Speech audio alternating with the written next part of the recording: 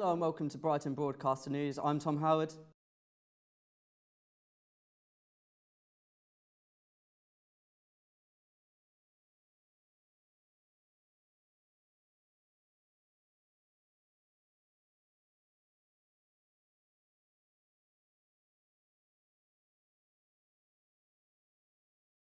On Thursday, the country will take to the polls to vote for both local councillors and members of the European Parliament.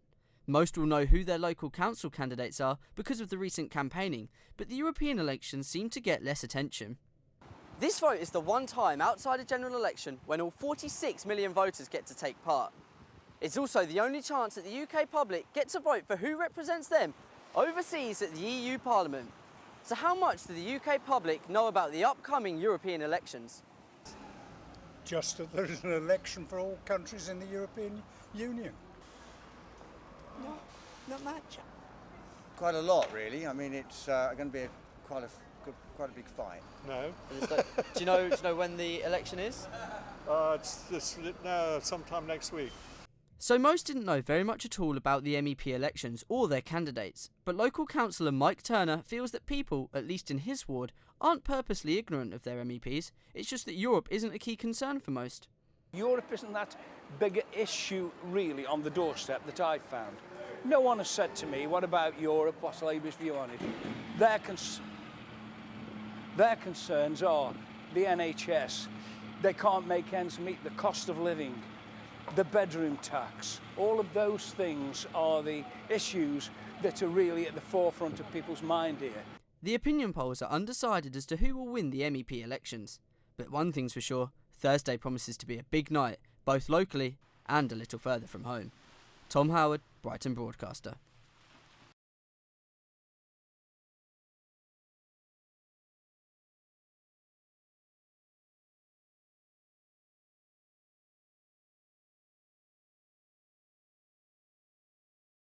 The UCU had been at war with employers for a while, unhappy with the 1% pay increase offered to their members for the current academic year.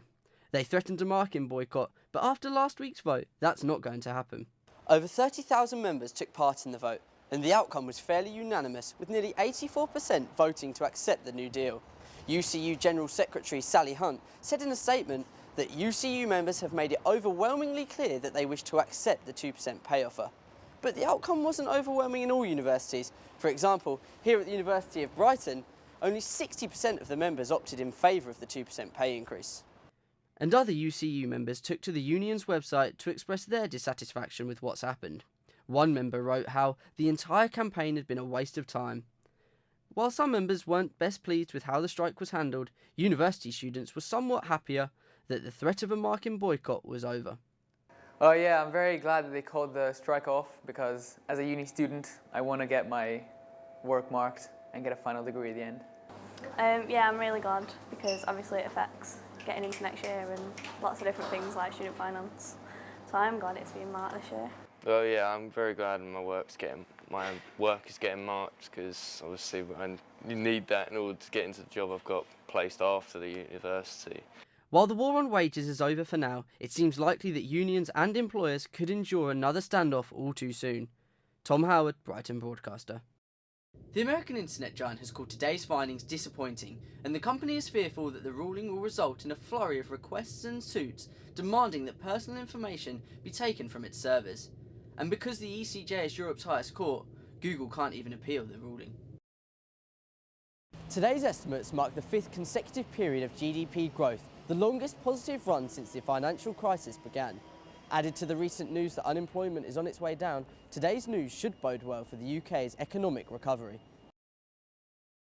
For Molly Townsend, chairwoman of the Hastings Music Festival, the announcement did not come as a shock.